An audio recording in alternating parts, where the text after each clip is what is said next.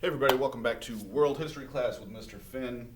Today we are going to hit the height of the Middle Ages of Europe, but I wanted to show you a map real quick. You didn't need to be too close for it to see the area that I'm talking about, but we're going to be talking about this Carolingian Empire led by some of the people here, and I'll explain how that all happens. But just so you have an idea of what I'm talking about, there's Rome.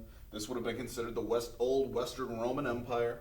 Out here would have been the Byzantine Empire with Constantinople still here. Down here would have been where the Islam rising and Muslims would have been across North Africa. And remember, they tried to go into Spain at the Battle of Tours. But for today, the empire that we're talking about is going to be, again, the greatest empire of the Middle Ages before it kind of gets plunged back down into craziness. Is going to be basically this area right here. Right there of Western Europe is going to be this large empire. Actually, I don't know really why I need to tape that back down, because that's all you really needed to see. I just wanted you to have an idea. Boom, smack dab right here. Didn't include really Spain. Spain was still kind of held by the Muslims that had crossed over but been turned back. But this area right here was now part of this Carolingian Empire, and I'm going to tell you today how it gets started, because it is probably the, again, height of the Dark Ages or the Middle Ages as far as civilization goes, or the closest thing we have to like a real civilization. So let's start with this idea of mayors of the palace. So if you remember, after the fall of the Roman Empire, we had a bunch of strong men who had set up these kingdoms, and they kind of, rose and fell in their own little kingdoms kind of way. And these kings, they would have officials. And one of these chief officials, a position was called like the mayor of the palace. So the idea is, oh man, you know what I want to make sure I do? I want to make sure that I don't get my I and E mistaken, because that always happens. I-E.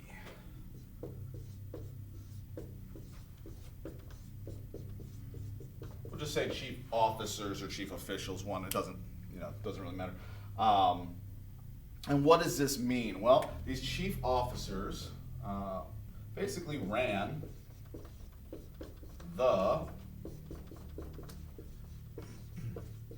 kingdom. And so they ran the kingdom. They were the person kind of in charge. So basically think of it like you would have a king, and then you'd have this king who would then be doing his takeover things and expanding his kingdom. However, the person who was in charge behind the scenes would be this mayor of the palace. They would be the person running the kingdom. So the king or the leader would be out doing their own thing, but these chief officers really ran the kingdom. So eventually, what's going to happen is this position turns into a position of leadership. They're going to gain more power, and eventually they're going to kind of rise to the position of the equivalent of king.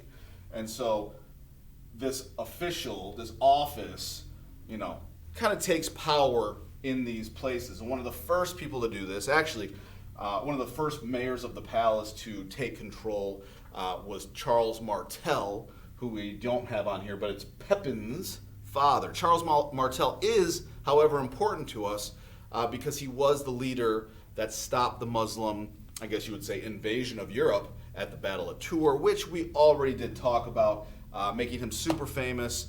And he was, one of the first people to take this control. His son is Pepin, who then expands this power. I guess we could just put him, Pepin's not, he kind of falls in between, really. It's kind of an odd thing. Son of Charles Martel. But he's also the father of this person, Charlemagne. Charlemagne now, I guess his claim to fame would actually be that he was, the father of Charlemagne, because Charlemagne is the most famous leader of this time period. He is the one who begins this Carolingian Empire that I was talking about. Oh, my little my date. Make that 8 better. But think about this. This is a long run. This is a time period where, like we said, we had lost medicine, we had lost education, life expectancy is going down, food production is not there, it was scarce, people were living in huts. It was a really ugly time, and you are going to see his reign.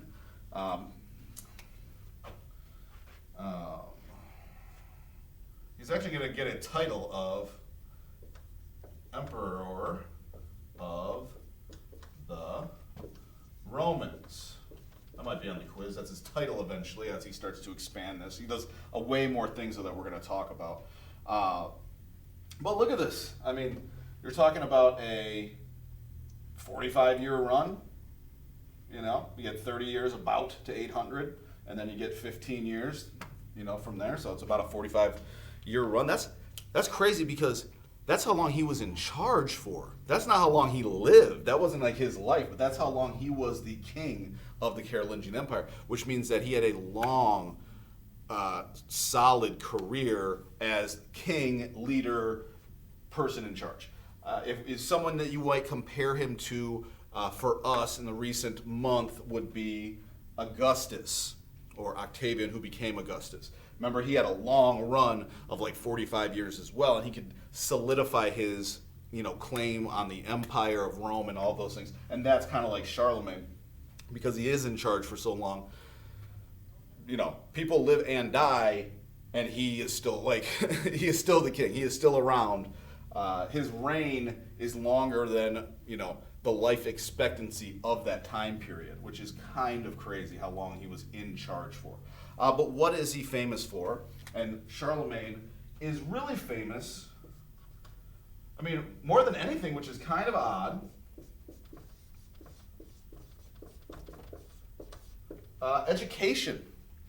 He puts a huge, importance, and it puts us push on education, which is really important. I know you're sitting there going like, oh, education. I'm watching this class. I got to watch these videos every day. But as I said to you before, without knowledge, we would be lost. If our government broke down and we lost education and people didn't know how to become engineers and plumbers and electricians and all of those things, as soon as the light goes out, who's going to fix it?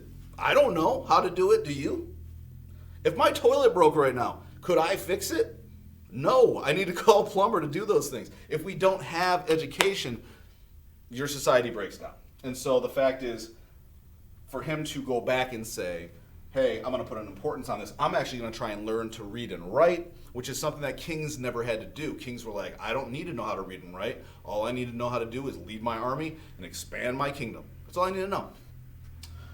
Meanwhile, he's like, hey, I'm going to learn how to read and write. We're going to set up some schools, like universities. Another big thing that comes out of Charlemagne's reign,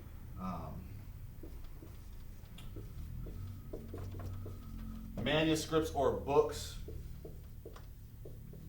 are copied, which, let me explain this, is important because these are works. These books or these works are Greek and Roman. So not only, remember I said the monks and the people that lived in the monasteries and how religion had become way more important than education, science, and school and things like that. Well, these monks are going to have a directive to not only copy down the Bible and make copies of the Bible, but also copy down works by Greek and Roman authors. So much of what we know comes from this time period, and much of the works and the books that were saved were during this Carolingian Empire with Charlemagne. Charlemagne, he does a lot. He sets up a whole system of government, basically, where people report to him, and so he has control over his entire kingdom. He is very involved. He is an absolute ruler, but he is, he takes information from everywhere. He works with the Roman Catholic Church to expand religion in Western Europe. He does it all. Charlemagne he's doing it all. He's created this large empire. He's king for this long period of time. Big on education and intellectual revival. We're going to look at the Renaissance is going to be coming up once we get done with the Middle Ages. meaning Renaissance is going to mean rebirth, basically from the Dark Ages, a rebirth of education, art and architecture and all that stuff. However, this is kind of like a mini Renaissance that happens before we get to the Renaissance, the actual Renaissance itself. So what happens to good old Charlemagne? Well, Charlemagne eventually in 800 gets the title of Emperor of the Romans. It's this kind of, the Roman Empire is not back, but everyone's always trying to recreate the idea or the greatness of Rome, right? Everyone.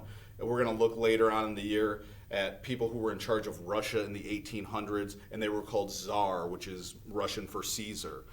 Or in Germany, the Kaiser, which is German for Caesar. Everyone's always trying to be the next Rome. If you go to Washington, D.C., our buildings look like Roman buildings. Even us are trying to relive or revive this idea of this great empire.